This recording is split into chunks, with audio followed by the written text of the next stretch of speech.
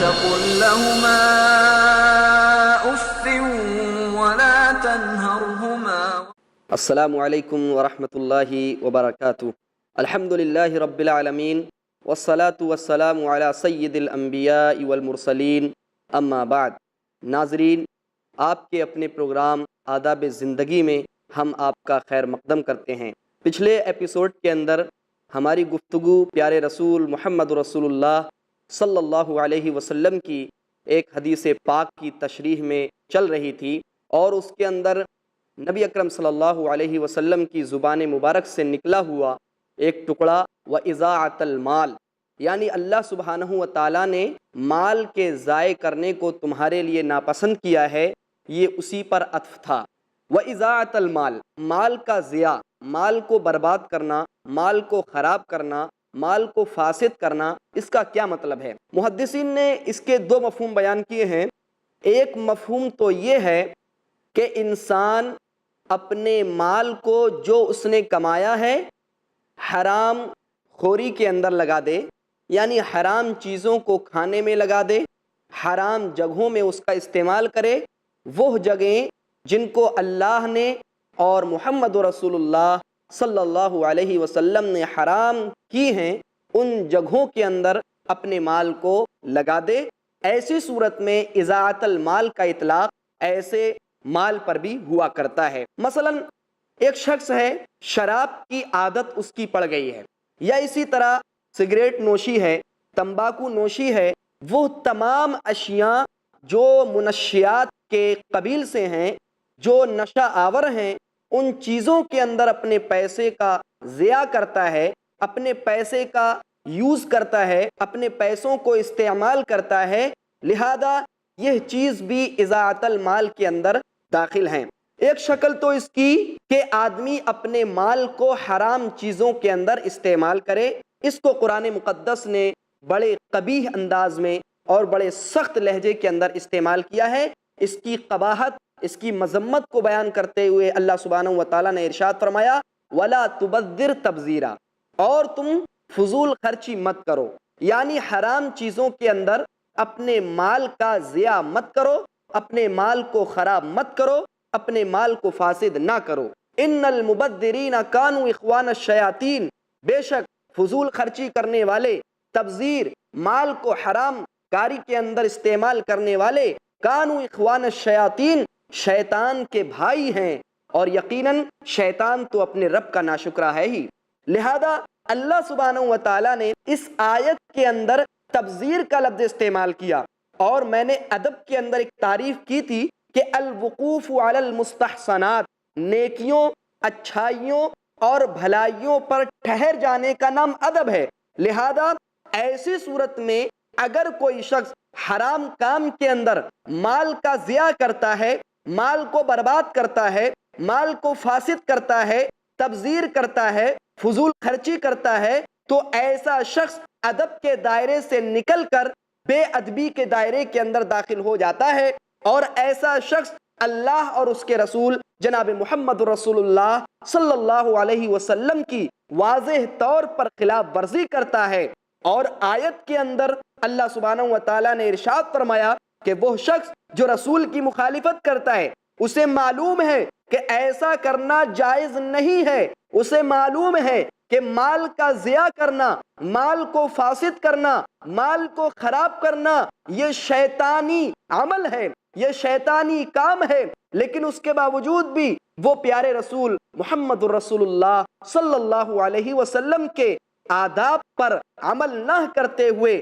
آپ صلی اللہ علیہ وسلم کے طور طریقے پر عمل نہ کرتے ہوئے خلاف ورزی کرتا ہے، تو ایسا شخص سزا کا مستحق ہوتا ہے. اللہ رب العالمین نے فرمایا سورہ نساء کے اندر وَمَن يُشَاقِقِ الرَّسُولَ مِن بَعْدِ مَا تَبَيَّنَ لَهُ الْهُدَى، جو شخص رسول کی مخالفت کرے گا، جو شخص رسول کی خلاف ورزی کرے گا. آپ صلی اللہ علیہ وسلم نے حدیث پاک کے اندر فرمایا کہ اللہ سبحانہ و تعالیٰ نے تمہارے لیے مال کے ضیاع کو ناپسند کیا ہے، مال کو ضائع کرنے کو خراب چیز بیان کیا ہے. لیکن اس کے باوجود بھی ایک شخص ایسا کام کر رہا ہے تو اللہ سبحانہ و تعالیٰ نے فرمایا نُوَلِّهِ مَا تَوَلَّى، ہم اس سے پیٹ پھیر لیں گے، ہم اس سے اعراض کر لیں گے جس نے اعراض کیا۔ وَنُصْلِهِ جَهَنَّمَ، اور ہم اس کو جہنم میں گھسیٹ دیں گے، ہم اس کو جہنم میں ڈال دیں گے، ہم اس کو جہنم کے اندر داخل کر دیں گے،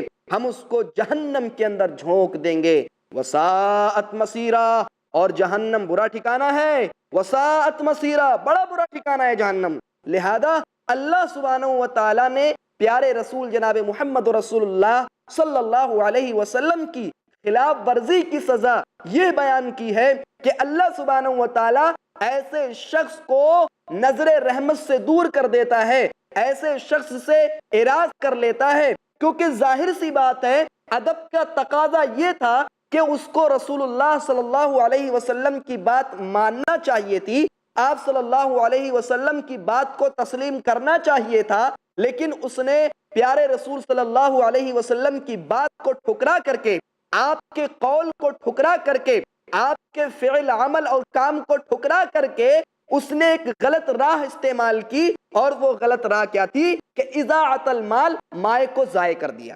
تو یہ تبذیر کی شکل ہے، یعنی حرام چیزوں کے اندر مال کو ضائع کرنا، برباد کرنا، فاسد کرنا، یہ تبذیر کہلاتا ہے۔ مفسرین نے اس کی دو شکلیں بیان کی ہیں اضاعت المال کی۔ ایک تو یہ ہے کہ آدمی مال کو جو ضائع کرتا ہے اگر حرام کام کے اندر ضائع کرے تو وہ تبذیر کہلاتا ہے، لیکن اگر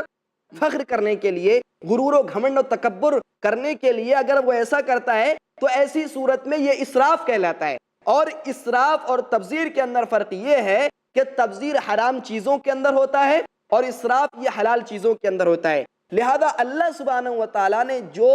قرآن مقدس کی آیت جو بیان کی ہے کہ ان المبذرین کانوا اخوان الشیاطین، کہ فضول خرچی کرنے والے، تبذیر کرنے والے یہ شیطان کے بھائی ہیں، یہ دراصل حرام چیزوں کے اندر اپنے مال کو خرچ کرنا ہے۔ اور اسراف، اللہ سبحانہ و تعالیٰ نے اسراف کو ہی پسند نہیں کیا ہے، فرمایا وَلَا تُسْرِفُوا، اور اسراف مت کرو، فضول خرچی مت کرو۔ یقیناً اللہ سبحانہ و تعالیٰ فضول خرچی کرنے والوں کو، اسراف کرنے والوں کو پسند نہیں کرتا ہے۔ ظاہر سی بات ہے جو چیز اللہ سبحانہ و تعالیٰ کے نزدیک ناپسندیدہ عمل ہو تو وہ کیسے ہمارے لیے ادب کا تقاضا کہلائی جا سکتی ہے اور ادب کے تقاضے کے مطابق وہ چیز اتر سکتی ہے۔ بلا شبہ یہ چیز واضح ہمارے سامنے ہو جاتی ہے کہ وہ چیز ادب کے دائرے سے باہر ہے، وہ چیز احترام، عزت، توقیر، ریسپیکٹ کے دائرے سے باہر ہو جاتی ہے، اور وہ چیز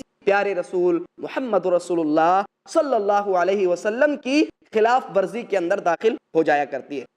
نبی اکرم جناب محمد رسول اللہ صلی اللہ علیہ وسلم نے اس حدیث کے اندر ہمارے لیے بہت ساری چیزوں کو بیان کیا کہ اللہ سبحانہ و تعالیٰ نے کچھ چیزوں کو ہمارے لیے حرام قرار دیا ہے، مثال کے طور پر ماؤں کی نافرمانیوں کو حرام قرار دیا، اسی طرح اپنے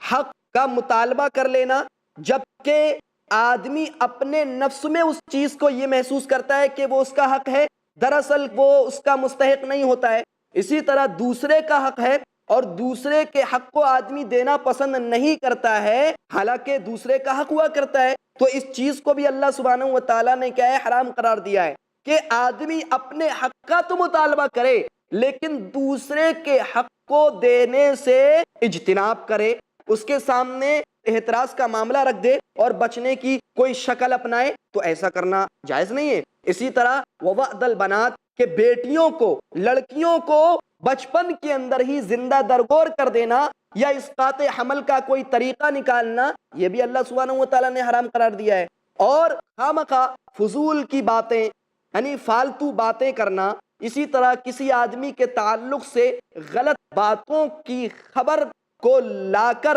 دوسروں کے سامنے پیش کرنا اور دوسروں کے سامنے اس کی خرابیوں کو بیان کرنا، قیل و قال کرنا، اس کو اللہ سبحانہ و تعالیٰ نے ناپسند کیا ہے۔ اسی طرح زیادتی سوال کی دو قسمیں میں نے آپ کے سامنے بیان کی کہ ایک قسم تو یہ ہے کہ آدمی دوسروں کے سامنے ہاتھ پھیلائے، دوسری قسم یہ ہے کہ آدمی خواہ مخواہ کے ادھر ادھر کے سوالات کرنا شروع کر دے جس کا شریعت سے کوئی تعلق نہیں ہے۔ اور تیسری چیز مال کے ضیاع کے تعلق سے تھی کہ مال کو ضائع کرنا، مال کو برباد کرنا، مال کو فاسد کرنا، یہ ادب کے تقاضے کے خلاف ہے۔ یہ ادب کے دائرے سے باہر نکل جاتی ہے۔ لہذا پیارے رسول جناب محمد رسول اللہ صلی اللہ علیہ وسلم نے ہمارے سامنے ایک پیارا سا طریقہ رکھا کہ یہ چیزیں حرام ہیں، یہ چیزیں ناپسندیدہ عمل ہیں، لہذا ان چیزوں سے دور رہو، ان چیزوں سے اپنے آپ کو بچاؤ، ان چیزوں سے اپنے آپ کو دور رکھو۔ یہی چیز ہمارے لیے احترام اور عزت کی طرف لے جانے والی ہے۔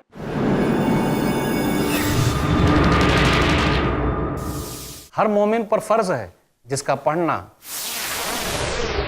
جاننا اور سمجھنا۔ وَلَقَدْ يَسَّرْنَا الْقُرْآنَ لِلذِّكْرِ فَهَلْ مِن مُدَّكِرٍ۔ جس کے بغیر ممکن نہیں دنیا اور آخرت کی کامیابی۔ تخلیق کائنات سے لے کر محشر کے حالات تک ہے ہر رہنمائی کا ذخیرہ قرآن۔ درس قرآن دیکھیے شیخ ثناء اللہ مدنی کے ساتھ قرآن کا ایسا درس جو آپ کے ذہن کو منور کر دے۔ ہر پیر سے جمعرات اور سنیچر صبح 6:30 بجے اور شام 7:30 بجے صرف i+TV پر، بہتر زندگی کے لیے۔ بادشاہ ہو یا کہ ہو کوئی فقیر، ہر کسی کا رہنما قرآن ہے۔ دعائے شام و سحر لا الہ الا اللہ۔ تو حاکم تھا ہوا محکوم، آخر آج کیوں مسلکوں میں ہو گیا مقسوم، آخر آج کیوں خود مصیبت کا بچھایا ہر طرح سے تو نے جال، پھر خدا پورا کرے کیسے تیرا کوئی سوال۔ چاہت سبھی کے دل میں ہے دولت کی مال کی، کرتے نہیں تمیز حرام و حلال کی، کہتے نہیں ہے لوگ یہاں اتحاد سے، کیسے نجات پائیں گے آخر فساد سے۔ رنگ و نور ایک دینی مشاعرہ، بہترین اشعار و افکار کا گلدستہ، ہر جمعہ دوپہر 2:30 بجے اور شام 7:30 بجے صرف i+TV پر، بہتر زندگی کے لیے۔ اپنے DTH اور کیبل آپریٹر سے آج ہی سمپرک کریں۔ Free to year.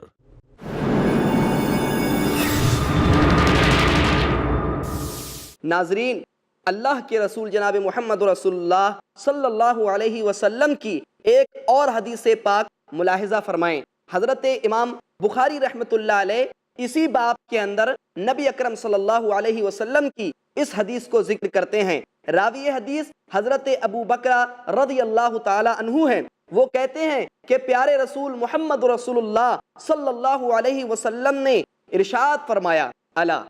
انبئکم باکبر الکبائر، کیا میں تمہیں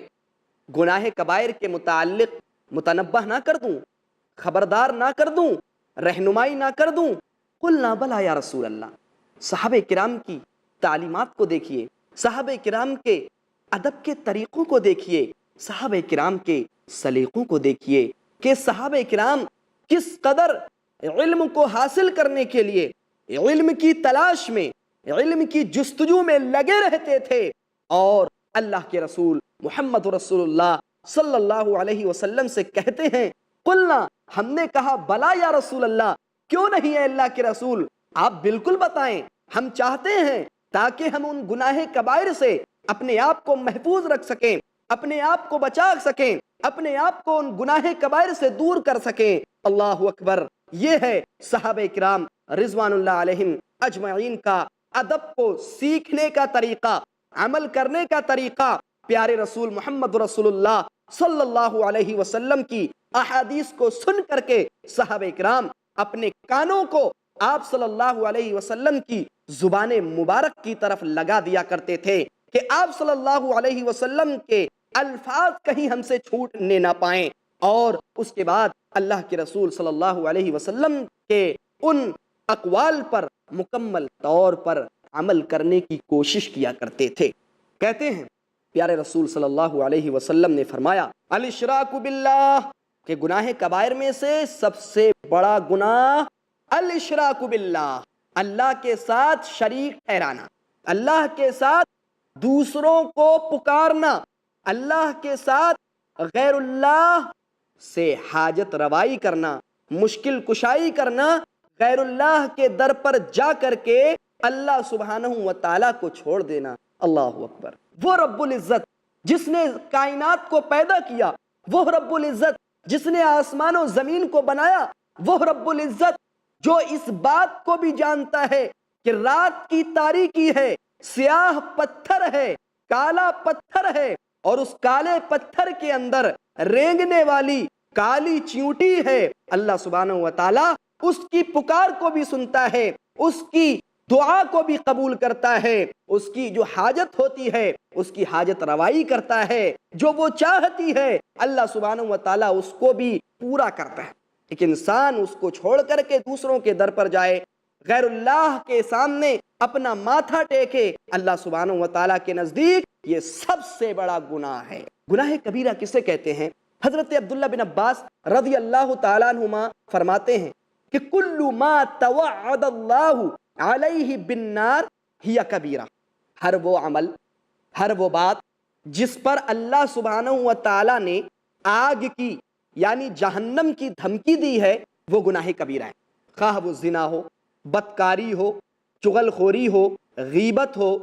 جھوٹ ہو، چوری ڈکیتی ہو، شراب نوشی ہو، ڈاکہ زنی ہو، یا اس کے علاوہ جتنے بھی کام ہیں جس کو اللہ نے ناپسند کیے ہیں، جس کو رسول اللہ صلی اللہ علیہ وسلم نے ناپسند کیا ہے،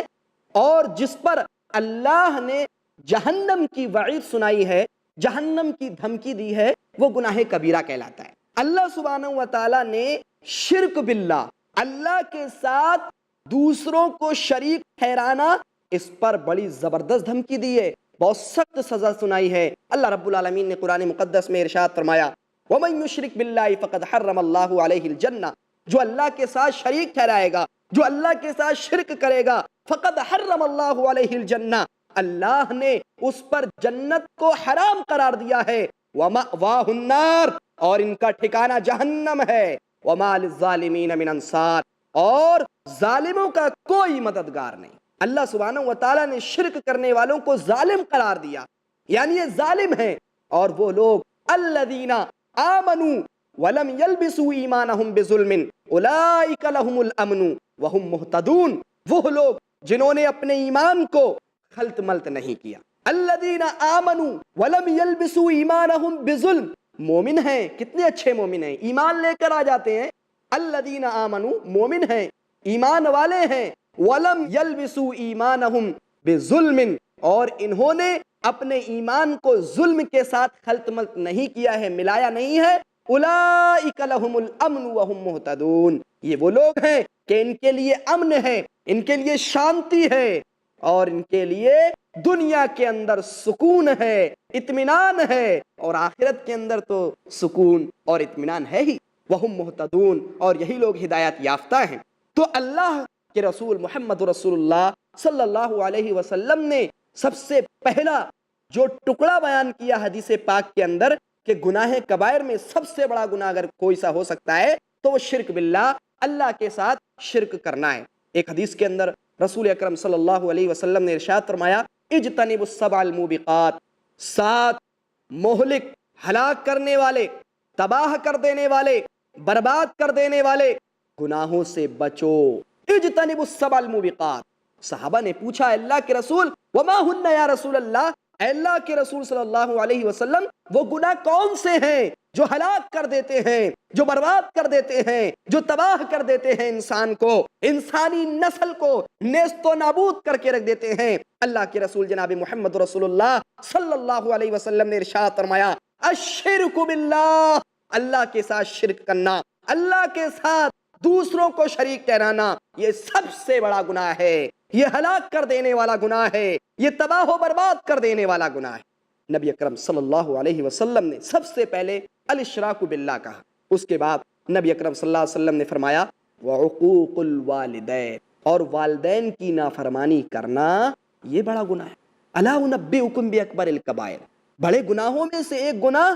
عقوق الوالدین، والدین کی نافرمانی کرنا ہے۔ اور والدین کی نافرمانی کے تعلق سے کافی کچھ ہماری گفتگو ہو چکی۔ ابو بکر ابن مریم رحمت اللہ علیہ کہتے ہیں قرأت فی التوراۃ، میں نے تورات کے اندر پڑھا ہے، یعنی میں نے تورات کے اندر اس چیز کا مطالعہ کیا ہے، من یضرب اباہ یقتل، کہ جو شخص اپنے باپ کو مارے، اپنے باپ پر ہاتھ اٹھائے، اپنے پتا پر ہاتھ اٹھائے، اپنے فادر پر ہاتھ اٹھائے، یقتل، ایسے شخص کو قتل کیا جائے گا۔ یعنی اس کے دو مفہوم ہو سکتے ہیں۔ ایک مفہوم تو یہ ہے کہ دنیا کے اندر ایسے شخص کی سزا جو اپنے والدین پر ہاتھ اٹھاتا ہے، جو اپنے ماتا پتا پر ہاتھ اٹھاتا ہے، اس کو قتل کر دینا چاہیے۔ دوسری چیز، یقتل کا ایک مفہوم یہ بھی ہو سکتا ہے کہ وہ شخص جو اپنے ماتا پتا، اللہ اکبر اللہ اکبر، وہ ماتا پتا جنہوں نے اس کو پالا پوسا بڑا کیا، اٹھا کر بٹھایا اور بٹھا کر کھڑا کیا، ان والدین کو اپنے ہاتھوں سے یہ عجیب قسم کا سخت دل شخص ان باپ کو تیزدار ہتھیار سے قتل کر دے، یقتل، اس کو قتل کیا جائے گا۔ یعنی دنیا کے اندر اللہ سبحانہ و تعالیٰ اس کے لیے اس سزا کو مقرر کر دیتا ہے کہ اس کو دنیا کے اندر کوئی نہ کوئی قتل کرتا ہی ہے، اور ایسا شخص قتل کر دیا جاتا ہے۔ یہ بدلہ ہے اس کا دنیا کے اندر، اور آخرت کے اندر تو ایسے لوگوں کے لیے بڑی سزائیں ہیں۔ آپ اندازہ لگائیں کتنے بدنصیب ہیں وہ لوگ جو اپنے والدین کو اچھے انداز میں اچھی نظروں سے نہیں دیکھتے۔ اسی لیے حضرت عبداللہ بن عباس رضی اللہ تعالیٰ عنہما فرماتے ہیں کہ وہ شخص جو اپنے والدین کی طرف ترچھی نگاہ سے دیکھتا ہے، فقد عقہ، اس نے اپنے والدین کی نافرمانی کی ہے۔ اور اسی تعلق سے محمد بن منقدر رحمت اللہ علیہ کا وہ فعل یاد آ رہا ہے، کانا محمد بن المنقدر یضع خدہ علی الارض، کہ محمد بن منقدر رحمت اللہ علیہ اپنے گال کو، اپنے رخسار کو زمین پہ رکھتے، ویقول لامہ، اور اپنی ماں سے، اپنی والدہ سے کہتے، ضعی قدمکی علی خدی، اے میری والدہ محترمہ، آپ اپنے پیر کو، آپ اپنے قدم کو میرے گال پر رکھ دیں۔ اللہ اکبر، اس قدر احترام، اس قدر عزت، اس قدر ادب کہ ان کو یہ گوارا نہیں کہ اپنی والدہ کے ساتھ غلط قسم کا برتاؤ کریں، بلکہ اپنے آپ کو اس قدر حقیر اور اس قدر کمتر سمجھتے ہیں کہ ان کے پیر کو اپنے لیے باعث برکت سمجھ رہے ہیں کہ وہ اپنا پیر میرے چہرے پہ رکھ دیں، یہ مجھے پسند ہے۔ اللہ اکبر۔ اور آج ہمارے معاشرے کے اندر کیا ہو رہا ہے کہ ہم نہیں گوارا کر سکتے کہ ہماری ماں ہمارے کاندھے پر اپنا ہاتھ رکھ دے، ہماری پیٹھ پر اپنا ہاتھ رکھ دے، بلکہ ہم اتنے سخت دل ہو چکے ہیں کہ اپنے پیر کو اپنی ماں کے چہرے پر تو رکھنا پسند کریں گے، لیکن اپنی ماں کے پیر کو اپنے چہرے پر رکھوانا پسند نہیں کریں۔ آج کے معاشرے میں ہمارا حال تو یہ ہے کہ ہم اپنے پیر کو اپنی ماں کے چہرے پر، اپنے والد کے چہرے پر تو رکھنا پسند کر لیں گے، لیکن ان کے پیارے نازک ہاتھوں کو اپنے سروں پر رکھوانا بھی پسند نہیں کرتے۔ اللہ اکبر، کس قدر ہم گر چکے ہیں، کس قدر ہم ادب سے پرے ہو چکے ہیں، ہم ادب سے دور ہو چکے ہیں۔ ہمارے دلوں کے اندر اپنے ماتا پتا کا احترام نہیں، ہمارے دلوں کے اندر اپنے فادر اور مدر کے تئیں کوئی بھی ریسپیکٹ نہیں، کوئی بھی عزت نہیں، کوئی بھی توقیر نہیں، کوئی بھی احترام نہیں۔ کیسے ہم لوگ ہو چکے ہیں، کس قدر ہمارے دلوں کے اندر سختی پیدا ہو چکی ہے، کس قدر ہم قسوت قلبی کے شکار ہو چکے ہیں۔ اللہ کے رسول جناب محمد رسول اللہ صلی اللہ علیہ وسلم کے